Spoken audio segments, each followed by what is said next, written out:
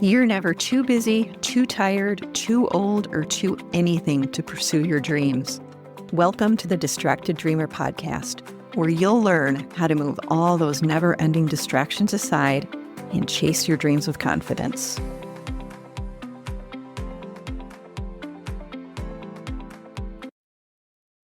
Hello, my friend. Welcome back to the Distracted Dreamer podcast. I'm your host, Carlene, and I am so glad that you are here today. Because this episode, I have been wanting to record this one for a while, and I'm going to tell you why. I've been studying a framework that was originally developed to help people completely transform their relationship with money. And I kept going over it, and I kept thinking, this isn't just about money. This is about everything.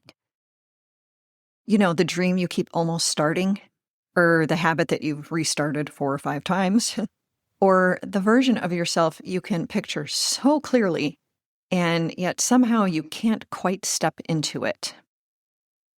And this framework, it explains all of it.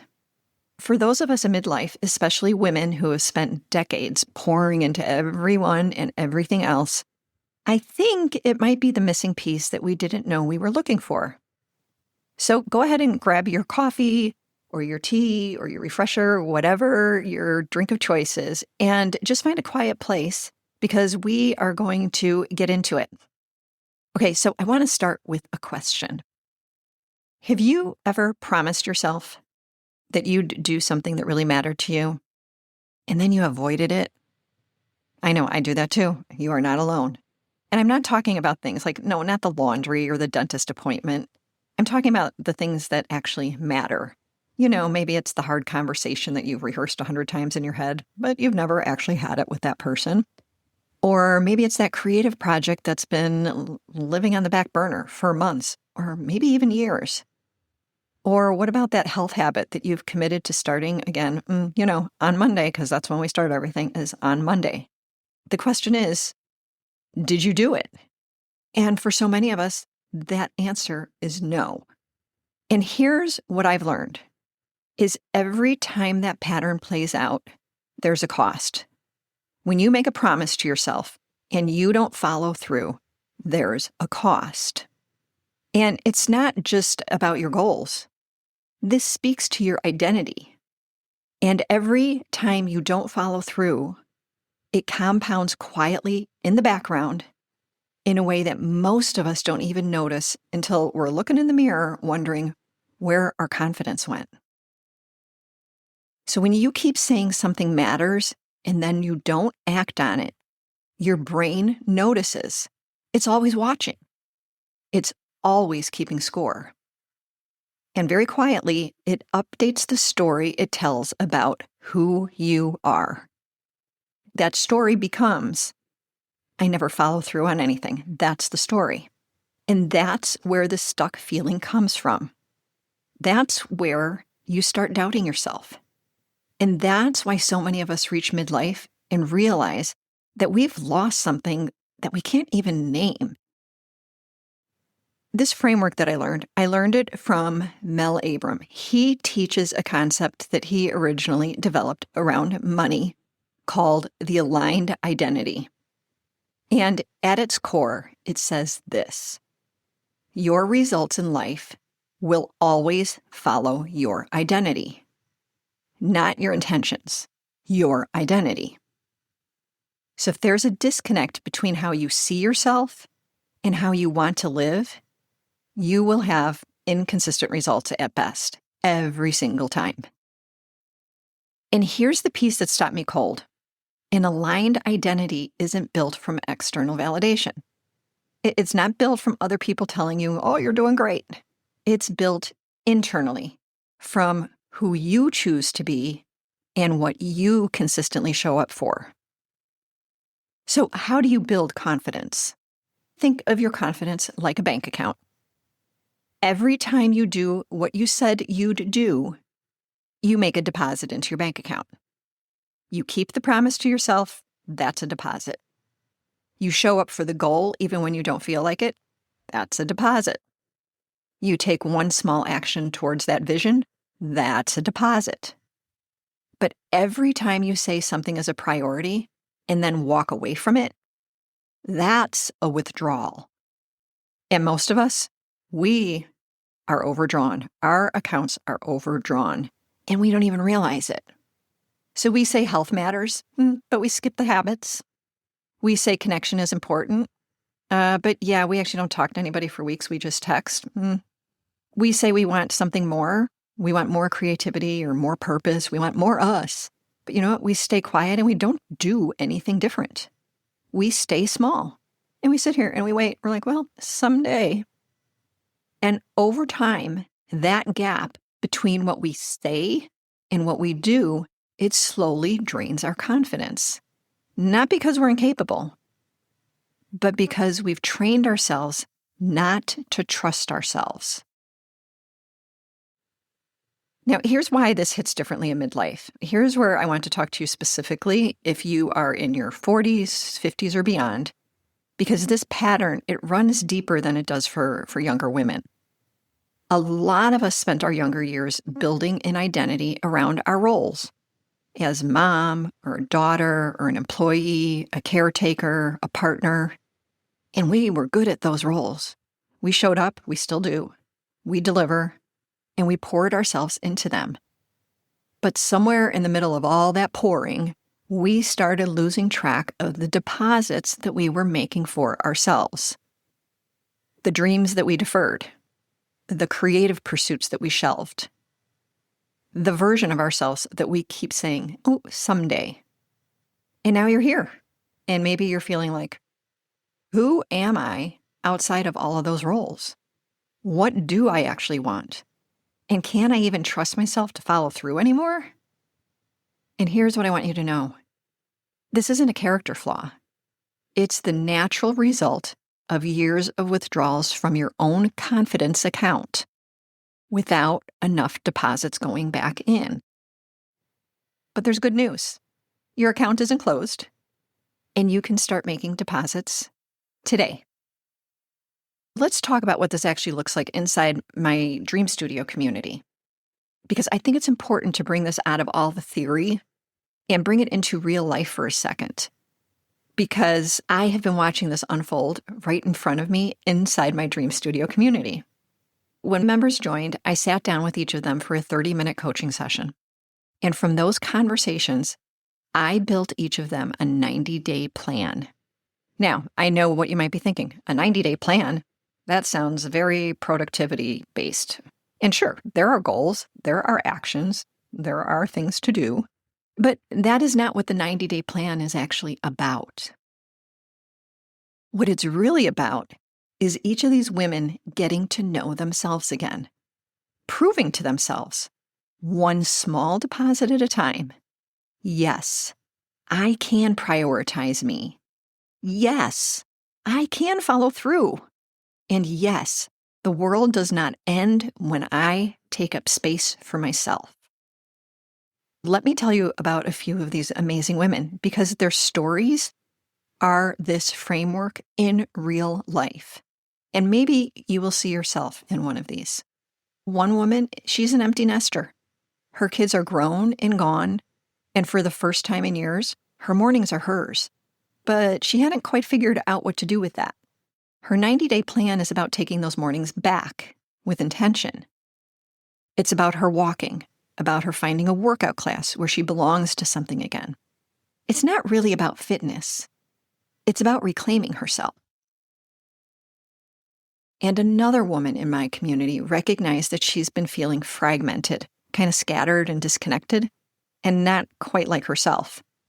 And when we dug into it, we found the root cause. Her sleep is not what it needs to be. So her 90-day plan starts there.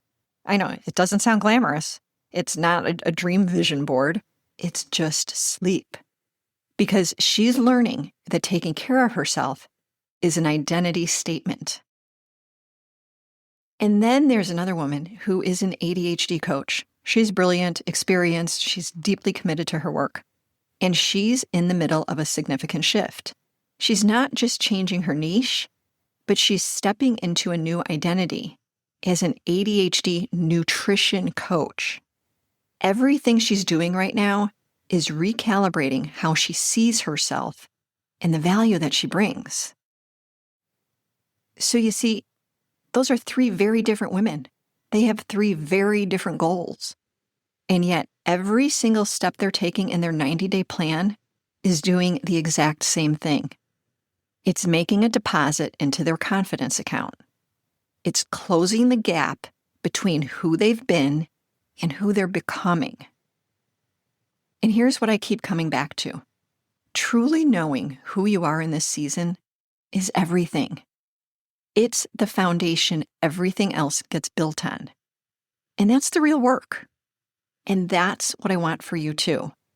So we've been talking about deposits and withdrawals. What does making deposits actually look like? Well, Mel Abram, he outlines what he calls the personal identity cycle. And I've adapted it here for us, for the dreams and the lives that we're building in this season. And there are 4 steps. You know, this would probably be a really good time if you wanted to take some notes or make a promise to yourself that you'll come back so that you can capture these 4 steps for yourselves. And the first step is to define your values. I know that sounds kind of boring, like, oh, define my values. Oh, boy. But what I want to tell you is, yes, values, they are your guideposts. They are your North Star. And when you are out of alignment with your values, when the way that you are living day to day does not line up with anything that you value, that is where you are feeling disconnected. Now, I want to tell you a story about defining your values because I think this is going to land so well for you. Before my oldest daughter left for college, I was deep in values work with my clients. It was one of the most powerful exercises I'd ever facilitated. And on a whim, I asked her if she'd humor me and do it with me. Now, if you've raised teenage girls, you can probably picture the scene. My daughters always knew when mom was in life coach mode. The eye rolls were many. Nothing like the life coach mom, right? But she humored me. And as we worked through the framework together, I watched her face go through this whole mix of emotions. She was excited and then scared and then almost confused. And when we finished, I asked her what the experience had taught her about herself. And this is what she said. You know what? Now I know why I just feel meh all the time. I'm not living any of my values. Not a single one. Holy cow. As her mom, that hit deep for me. And that one sentence, it explained everything. The disconnect she'd been feeling, the low-grade restlessness that she couldn't name, it wasn't a personality thing. It wasn't a phase that she was going through. It was a values gap. She wasn't living in alignment with what actually mattered to her, and her whole system knew it. Now, fast forward to when I went to visit her that first semester.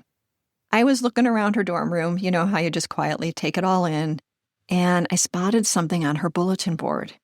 It was tucked carefully behind something else, almost hidden.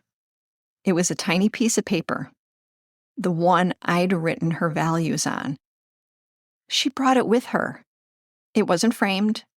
It wasn't displayed. It was just there. It was private, and it was close, and it was hers. It was a way to check in with herself and ask, are my choices reflecting what I actually value, or am I drifting away from it? And I can't tell you what that did to my heart. And here's what I want you to take from that. Your values aren't a self-help exercise. They're a compass. And when you don't know what they are, you can spend years, decades, your entire life feeling that same meh my daughter described. Not depressed exactly, not stuck exactly, just off. Kind of like you're living someone else's life in your own body. So this is the work. No, it's not glamorous, but it's also not complicated.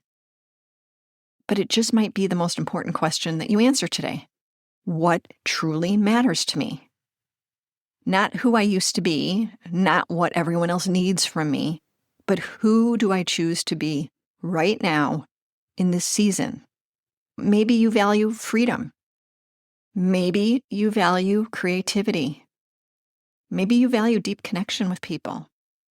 Maybe you value adventure, going on trips of a lifetime. Maybe you value legacy.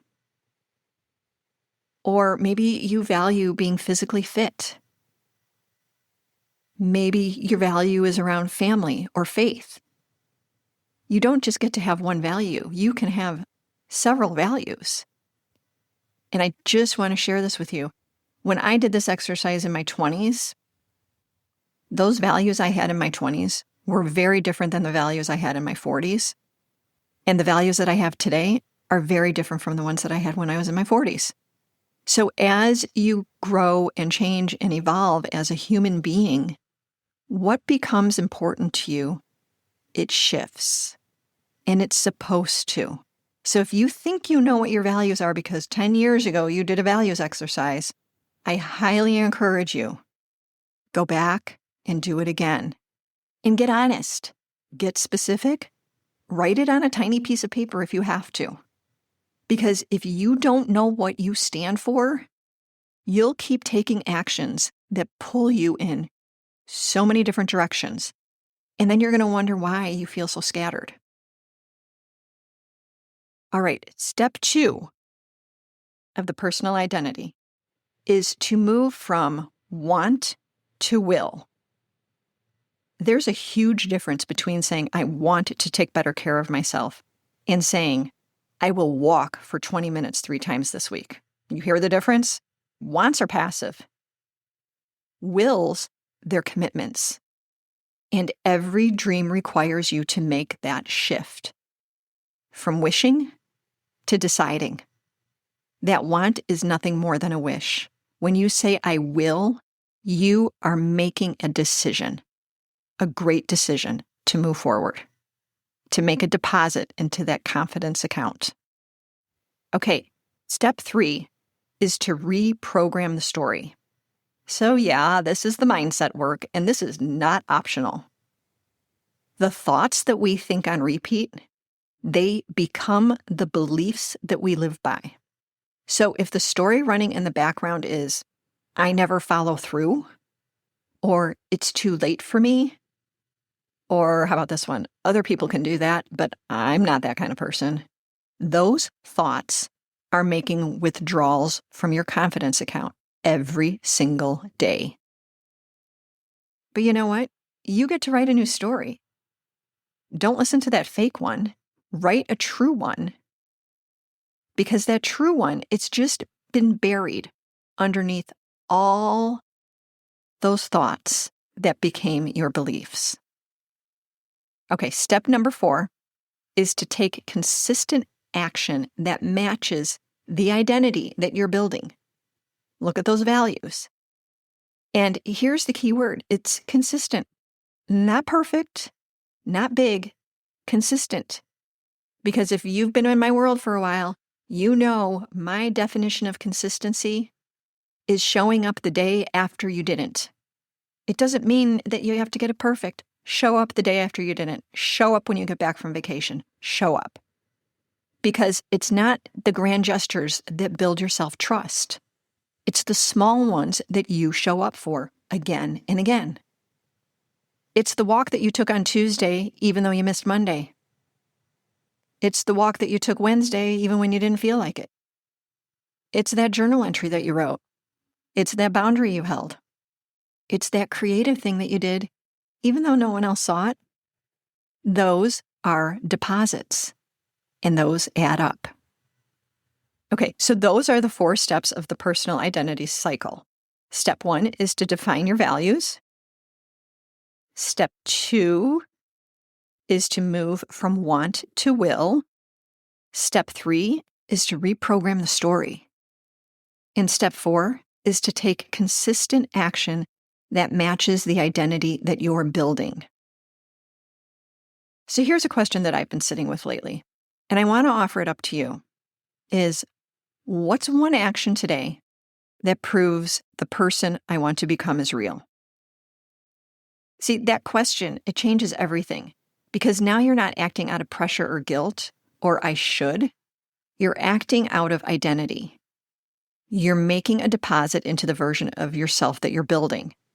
So if you want to become an author, well, what's the one action that you can do today that proves that you are the person that you want to become? You have to start behaving like the person you want to become. Well, that's sit down and write for 20 minutes. That's the action. You do that consistently.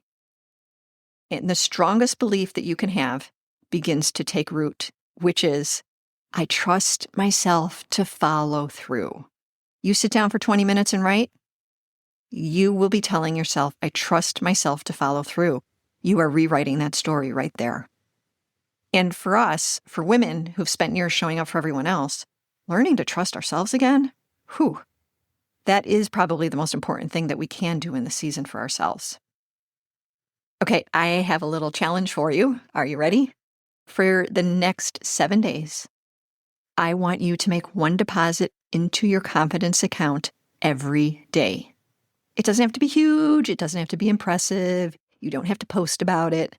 Just one small action that you've been avoiding. So if you want better health, take the walk, or swap out the soda, or make that appointment with your doctor. If you want to have stronger relationships, go grab a coffee with a friend. Give someone 20 minutes of real, uninterrupted attention. Or what about if you want to use all that creative energy you have? Then you know what? Pick up the brush, write the first line, play the first notes. Or what if you're building something new? Well, then send the email or make the post. Show up for the thing, whatever it is. Make one deposit every day for 7 days. It doesn't have to be grand. And then I want you to watch what happens. Not to the goal. I want you to pay attention to what happens to you. Pay attention to how you feel when you look in the mirror. Every day that you keep doing this, when you look in the mirror, you are going to start seeing yourself differently. And the most important thing is, you are going to change the story. What you're telling yourself about who you are is going to change. And that's where the real change lives. That's how we become the person that we've always wanted to be, or the person that we discovered we wanted to be.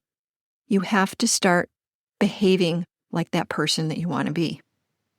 Okay, so go ahead and take that challenge and let me know how it goes. But here's what I really want you to walk away with today. I want to tell you that you are not too late to do this. It's not too late.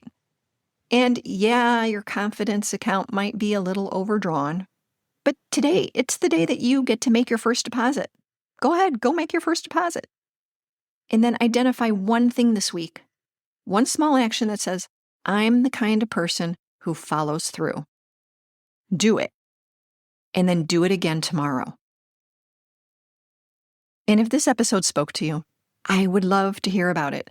Send me a text at the link in the show notes. I'd love to hear from you. And tell me, what's one of your deposits this week? And I will be here next week, ready to welcome you into our next conversation. Until then, bye for now. Oh, and one more thing. This is the legal language. You know, the stuff that the lawyers put together, and they say that I need to read this to you.